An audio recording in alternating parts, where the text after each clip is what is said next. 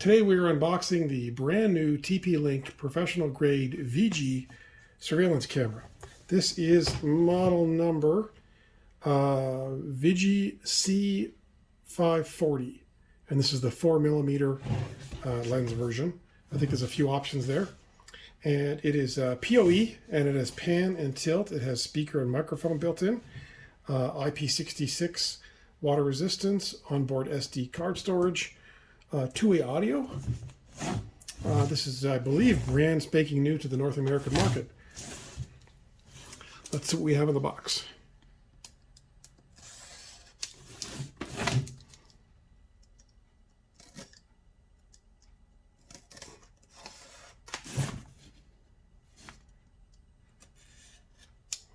Very carefully opening up the box. I'm not sure why I don't just tear these things open.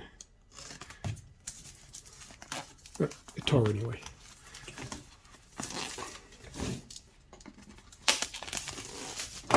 All right.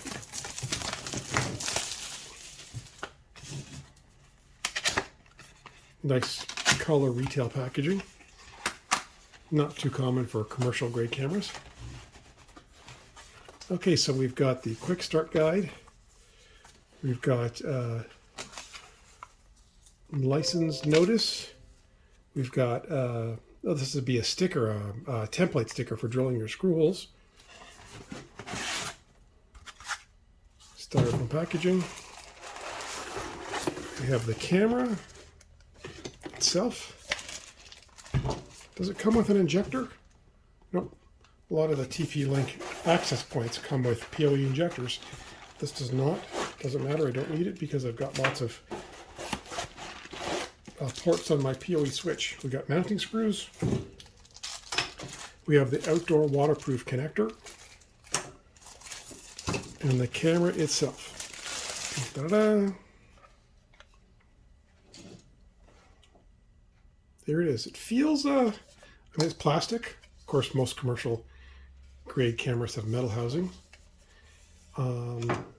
It's interesting. It's got mounting, so you can mount it on a ceiling or on a wall, or both, I guess, in the corner.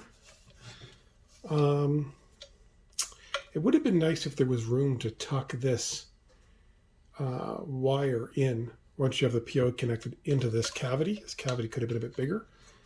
That's not. There's no way that's all going to fit in there. No way. But otherwise, it feels like typical TP-Link product. You know, I like it so far. It does not feel cheap by any means. And then you've got your PoE Ethernet port. And if you don't have PoE and you're just using Ethernet, you have your power connector. Don't need both if you have PoE. This is your waterproof connector that goes over top of this in case you're dangling these wires out and they're exposed to atmosphere and rain and snow. You can keep that connector waterproof. Where I'm mounting it, it's probably going to go up like this, like so, and then up into a hole that's already drilled where I'm going to put it. So I believe this camera is supposed to be, on the website it says that it's OMVIF compliant, although I don't see that on the box anywhere. Doesn't say anything about that.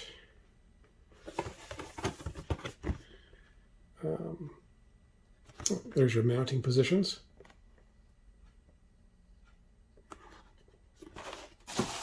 All right.